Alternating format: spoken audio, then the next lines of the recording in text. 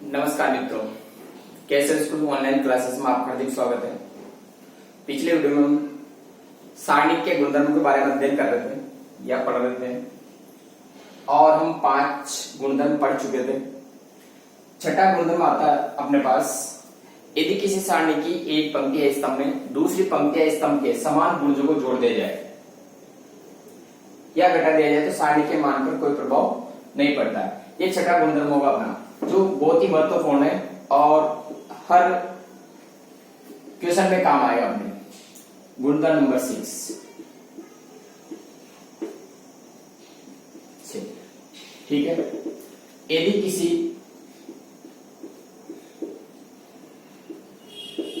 सारणिक की पंक्ति या स्तंभ में अन्य पंक्ति या स्तंभ के समान गुणज, क्या समान गुणज जोड़ दिया जाए, जोड़ने पर सारणिक के मान पर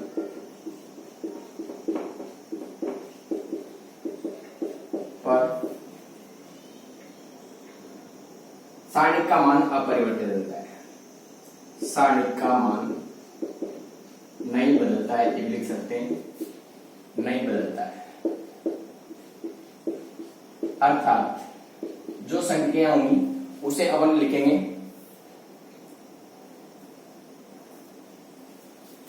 अर्थात यदि आर आई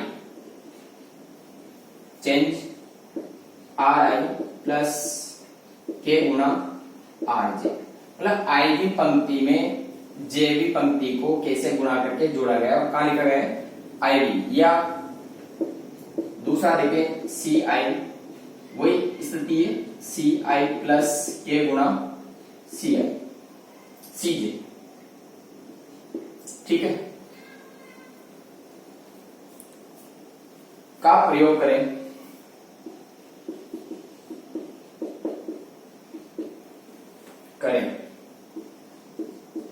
तो सारणिक का मान अपरिवर्तित रहता है।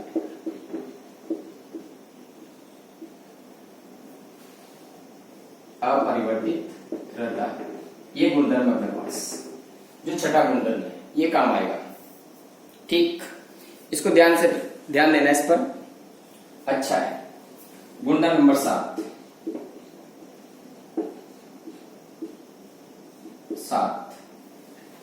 यदि किसी सारणिक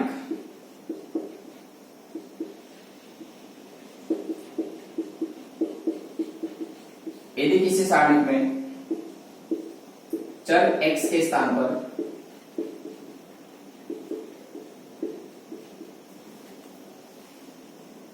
a रखने पर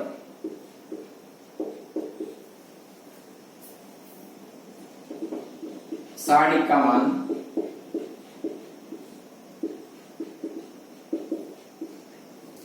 शून्य हो जाए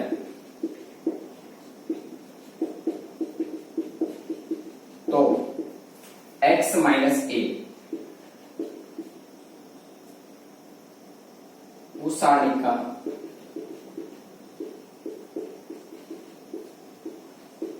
एक गुणनखंड कहलाता है,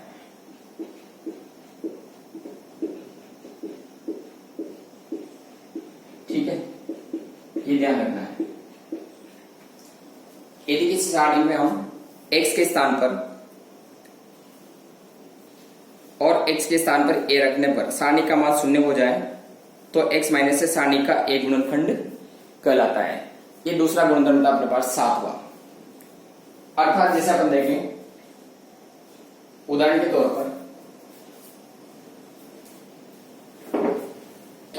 पर देखें यहां पर तो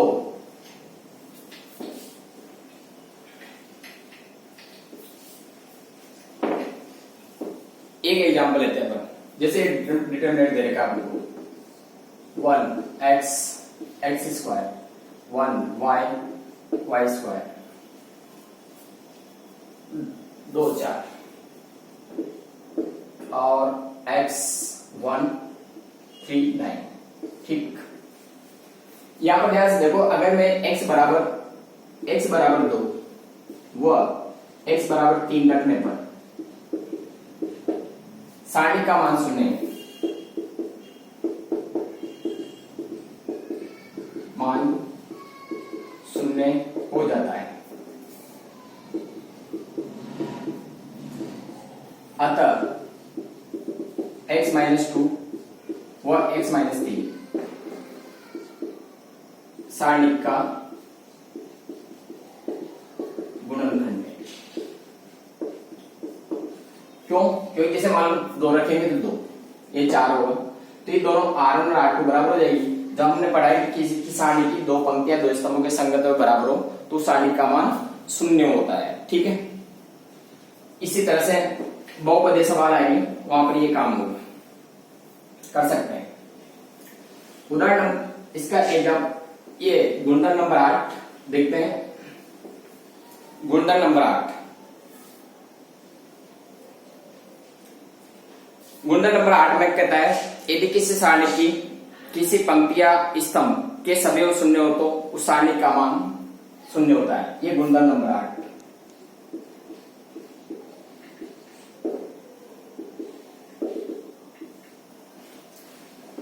यदि किसी सारणी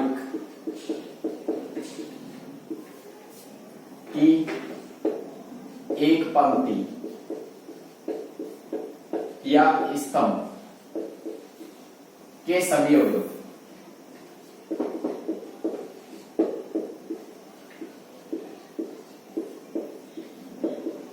0 हो तो उस सारणी का मान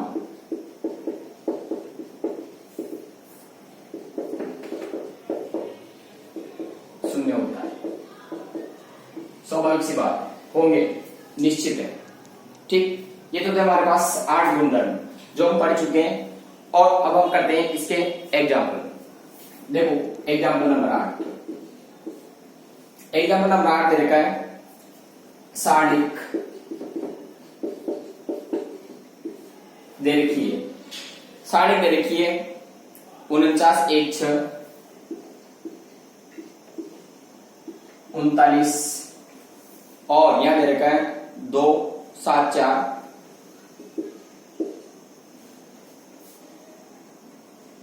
और आगे दे रखा 10 7 1 10 7 1 ये दिया हुआ है। का मान बिना विस्तार से ज्ञात कीजिए, का मान बिना विस्तार के ज्ञात कीजिए। ये कहा गया है, यानी बिना विस्तार, यानी विस्तार नहीं करना है, तो ये डिटरमिनेंट है अपने पास 49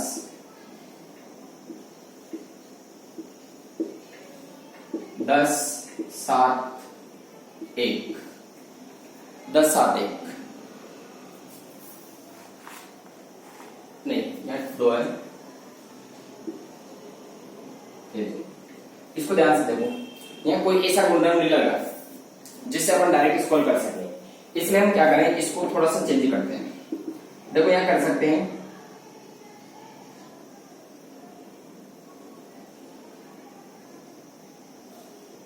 इसको लिख सकते हैं हम 8 गुना 6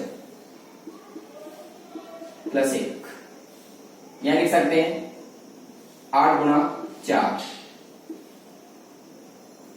प्लस 7, यहां लिख सकते हैं 8 गुना 2 8 गुना 1 प्लस 2, ये लिख सकते हैं। और ये कैसे अपने पास 1 7 2 और ये 6 4 1। ठीक, ये चेंज किया अपन ने। 8 को 6 से गुणा करें, 8 6 48 प्लस 1 49 होगा, 8 चौक 32 प्लस 7 39 होगा, 8 प्लस 2 10 होगा, पूरा होगा। वही हमने पढ़ा कि यदि किसी सारणी की एक पंक्ति या स्तंभ के सभी अवयव 2 या 2 से अधिक अवयव के योग के रूप में दिया गया हो, उन्हें 2 सारणी के योग के रूप में व्यक्त कर सकते हैं। यानी इसे दो सारणी के योग के रूप में लिख सकते हैं अपन। तो जब दो सारणी को योग के रूप में लिखेंगे तो देखो ऐसे,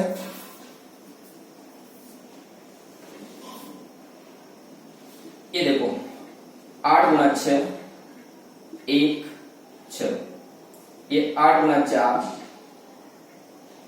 और 7 4, यहाँ 8 गुना 1 2 1, और यहां हो जाएगा अपने पास प्लस 1 7 2 1 7 2 6 4 1। देखो इसको दो सारणी के योग के रूप में लिख दिया। अब दो सारणी के योग के रूप में लिखने के बाद अपन देखते हैं इनको, ये दो सारणी के योग के रूप में है। तो इसे क्या करेंगे हम, देखो दूसरी सारणी, जो दूसरी सारणी दे रही है उसमें ध्यान से देखो, उसमें हमें कुछ दिखाई दे रहा है जो कि द्वितीय सारणी के पर पहला दूसरा स्तंभ बराबर है, जो कि द्वितीय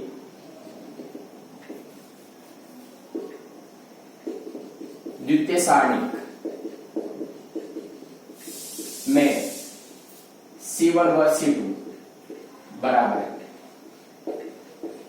अतः 0 होगा।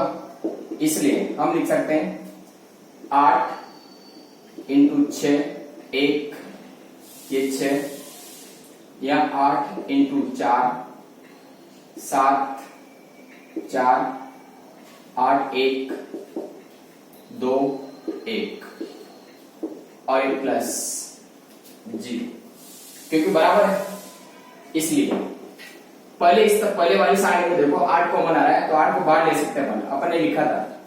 यहां बचेगा 6 4 1 1 7 2 6 4 1 प्लस 0। यहाँ पे देखो इसके पर C1 और C3, चूंकि C1 बराबर C3, इसलिए हम लिख सकते हैं यहाँ 8 इंटू 0 प्लस 0, यानी 0 प्लस 0 बराबर 0 आंसर। ये बिना विस्तार कैसे कर सकते हैं, यहाँ भी गुणधर्म काम कर रहा है। पहला गुणधर्म तो कौन सा काम किया कि दो सारणी को योग के रूप में व्यक्त किया, फिर आगे अपन ने वो लगाने के बाद फिर देखा कि दो पंक्तियां दो स्तंभ बराबर है, इस कारण से इसका मान क्या हो जाएगा, 0 के बराबर हो जाएगा। ये होता है हमारे पास 8वां उदाहरण। नवा देखते हैं,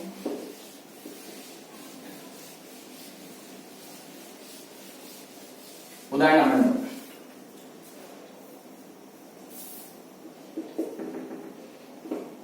1A B plus C, 1B C plus A, 1C A plus B।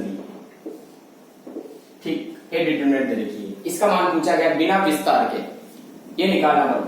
तो यहां ध्यान से देखो, अगर हम थोड़ा सा काम करें इसमें तो हमारा काम बन जाएगा। अगर इन दोनों स्तंभों को जोड़ दें, इन दोनों को, तो हमें A plus B plus C मिलेगा, यानी C2 change C2 plus C3 कर दें, C2 change C2 plus C3। जब ये गुणधर्म लगाएंगे तो यहां मिलेगा 1A plus B plus C, और ये B plus C है सही, या 1A plus B plus C और C plus A, 1A plus B plus C और A plus B। ठीक, तो इसके बाद पढ़ा था हमने, यदि किसी पंक्ति या स्तंभ में समान गुणज हो तो उनको बाहर निकाला जा सकता है। तो समान गुणज दिख रहे हैं A plus B, जब A plus B को बाहर लाएंगे तो ये A plus B बाहर, यानी C2 से लिख देंगे हम, C2 से A plus B plus C बाहर लेने पर, जब बाहर लेंगे तो यह प्राप्त होगा हमें, देखो A plus B plus C, ये 1 1 B plus C, 1 1 C plus A और 1 1 A plus B। ठीक है,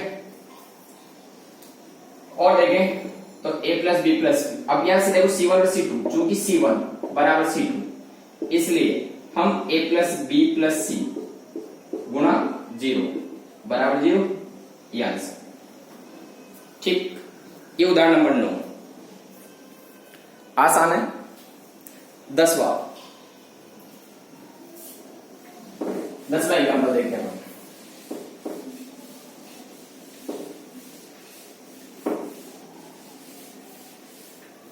एग्जाम्पल नंबर 10। ठीक, ये 10वां एग्जाम्पल है, a माइनस बी और b minus C, c minus A. यहां पर दे देगा p minus Q, a minus n, n minus p और p minus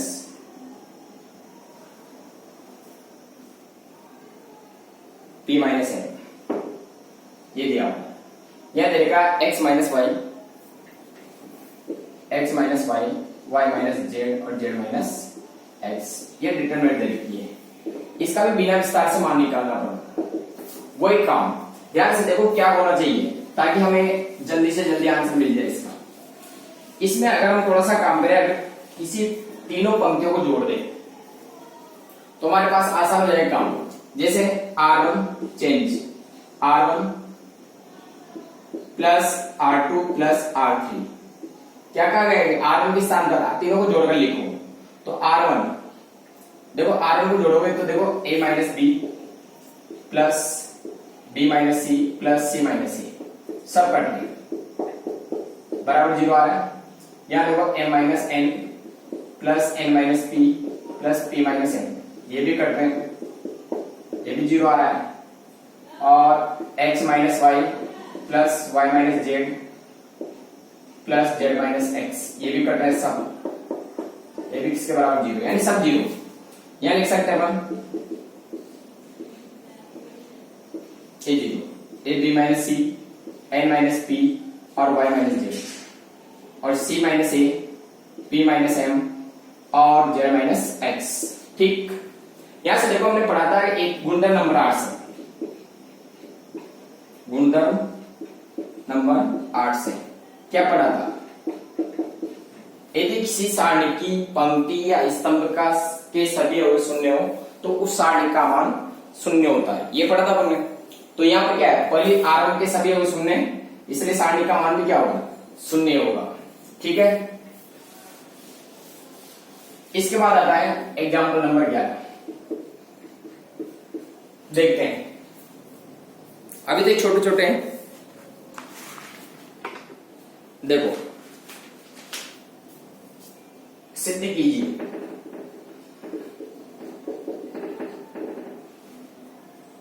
1x x square, 1y y square, 1z और z स्क्वायर,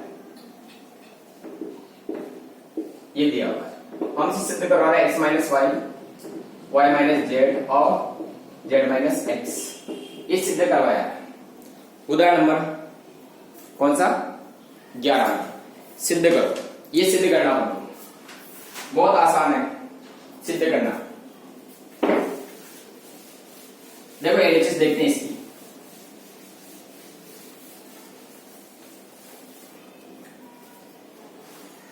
एलएचएस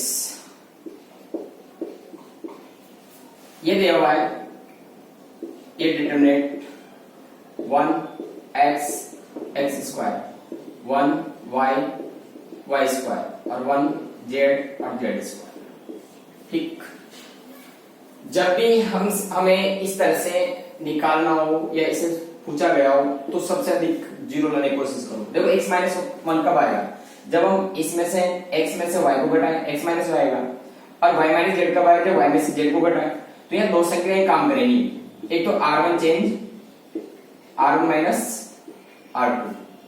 ठीक, R1 change R1 minus R2, और एक R2 change R2 minus R3, ये काम करना पड़ेगा। जैसे ये काम करेंगे तो यहाँ हमें मिलेगा, देखो 1 में से 1 घटाओ 0, यहाँ x में से y को घटाओ तो x माइनस y, यहाँ x square minus y square, यहाँ पर घटाओगे तो यहाँ 0, y माइनस जेड और y square minus Z square, यहाँ 1 ये जेड और जेड स्क्वायर, ये ऐसे बचेगा। अब और थोड़ा सा काम करें, यहाँ देखो हम फॉर्मूला लगाते हैं, ये 0 x माइनस वाई, यहां हो जाएगा x प्लस वाई और x minus Y,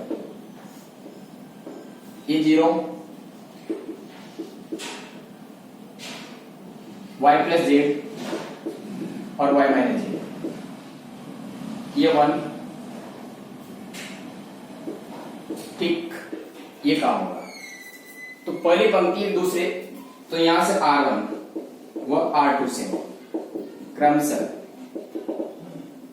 x minus Y व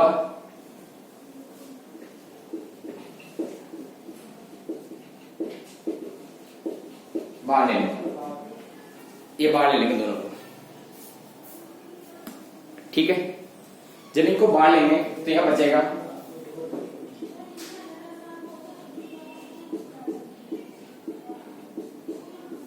यहां बच गया 0, 1 x प्लस वाई, यहां बचेगा 0, 1 y प्लस जेड, और यहां 1 जेड और जेड स्क्वायर। हमने आगे पढ़ा था कि यदि किसी सारणी की किसी पंक्ति स्तंभ में अधिकतम शून्य हो तो उसी पंक्ति स्तंभ के सापेक्ष प्रसार करें उसका, ठीक। तो पहले स्तंभ में शून्य अधिक है तो इससे प्रसार कर देते हैं, इसके सापेक्ष,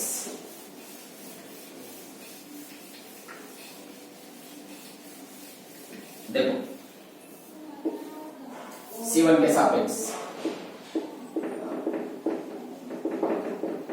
प्रसार करने पर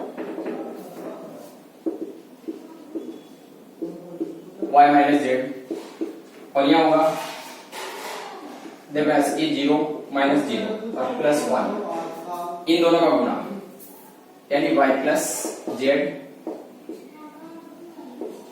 माइनस x प्लस वाई, ये होगा। तो ये x minus Y, y minus Z plus